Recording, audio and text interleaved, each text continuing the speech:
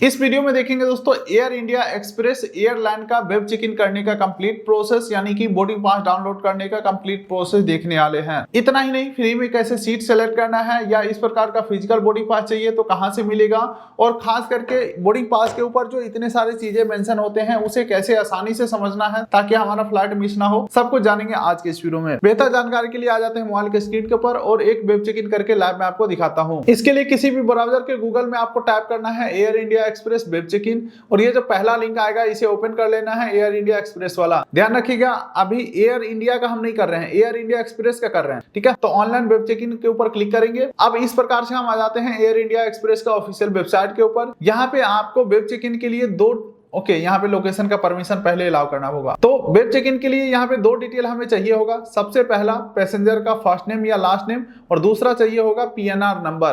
तो किसी भी एप्लीकेशन या वेबसाइट से आपने टिकट बुक किया हो तो पीएनआर नंबर मिल ही चुका होगा और पैसेंजर का लास्ट नेम आपको पता ही होगा, ठीक है। लेकिन दोस्तों आगे बढ़ने से पहले एक चीज समझना पड़ेगा आपको कि वेब चेक इन करने का एक समय सीमा निर्धारित है। उस समय सीमा के अंदर ही आपका वेब चेक इन हो पाएगा। तो वो समय सीमा है, यहाँ पे क्लियरली मेंशन है, 1 घंटा से लेकर के 14 दिन पहले तक आप वेब चेक इन कर सकते हैं। यानी कि फ्लाइट उड़ने का जो समय है कम से कम 1 घंटा बचा हुआ हो या ज्यादा से ज्यादा 14 दिन का समय बचा हुआ हो, इस बीच में कभी भी आप वेब चेक इन कर सकते हैं। तो हमारा कल का फ्लाइट है तो हम आज वेब चेक इन कर सकते हैं। तो टिकट से दोनों डिटेल को देख करके हम यहाँ पे डाल देंगे और चेक आइटनरी के ऊपर हम क्लिक करेंगे, और ये रहा टिकट के ऊपर पीएनआर नंबर। इस पीएनआर नंबर को हम यहाँ से कॉपी करेंगे। तो चलिए पैसेंजर का लास्ट नेम पीएनआर नंबर डाल के गेट आइटनरी के ऊपर मैं क्लिक करता हूँ। अब उसके बाद देख सकते हैं दोस्तों पटना से दिल्ली का हमारा फ्लाइट है।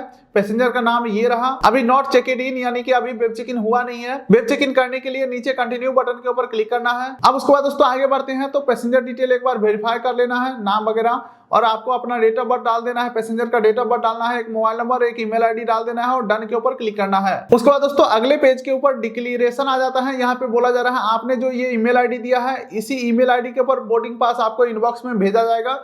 चलो अच्छी बात है। उसके बाद अगला यहाँ पे डेंजरस गुड्स का लिस्ट दिया गया है।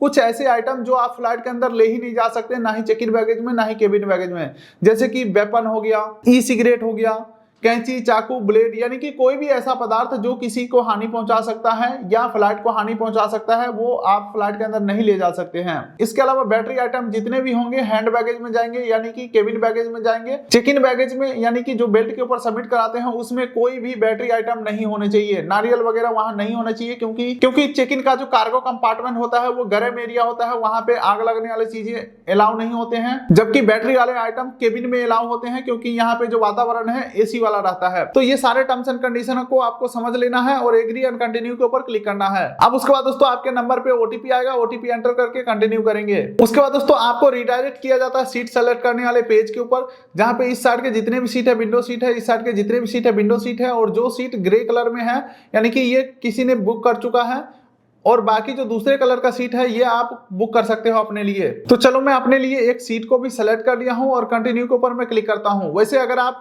फ्लाइट बुकिंग के समय सीट सेलेक्ट कर लिए होंगे तो अभी सीट सेलेक्ट करने की कोई जरूरत नहीं है, और अभी सीट सेलेक्ट नहीं करोगे तो भी कोई दिक्कत नहीं है। एयरलाइन ऑटोमेटिक कोई फ्री वाला सीट एक आपको अलॉट कर देगा जो भी सीट खाली होगा। चलिए दोस्तों सीट हमने पेड वाला लिया है, विंडो सीट लिया है, तो 368 रुपए के पेमेंट करना होगा। तो क्रेडिट कार्ड डेबिट कार्ड से हम पेमेंट करते हैं confirm, card number CVV expiry date card name डाल के कंटिन्यू करके पेमेंट करते हैं कंफर्म। और जैसे हमारा पेमेंट कंफर्म होता है हमारा जो चेक इन है वेब चेक इन है वो कंप्लीट हो जाते हैं। पीएनआर नंबर हमारा आ चुका है, डाउनलोड बोर्डिंग पास का यहीं पे ऑप्शन है, या आपके ईमेल के ऊपर भी बोर्डिंग पास भेज दिया गया होगा। और बोर्डिंग पास डाउनलोड होकर के कुछ इस प्रकार से आपके सामने आ जाते हैं। इस बोर्डिंग पास के अंदर सबसे मेन होता है बोर्डिंग टाइम, जो कि यहाँ पे लिखा हुआ है। इस बोर्डिंग टाइम का मतलब यह है कि फ्लाइट के अंदर एंट्री करने का यही टाइम है। इसके अलावा सेकंड इंपॉर्टेंट चीज होता है गेट नंबर। इसी गेट नंबर से आप अपने फ्लाइट में एंट्री करोगे, और फ्लाइट का गेट फ्लाइट उड़ने से यानी कि फ्लाइट टेक ऑफ करने से आधा घंटा पहले गेट भी बंद हो जाते हैं, जो कि यहाँ पे देख सकते हैं छोटे अक्षरों में लिखा हुआ है boarding gate close 25 minute before, यानी कि फ्लाइट उड़ने से 25 मिनट पहले फ्लाइट का गेट ही बंद हो जाता है,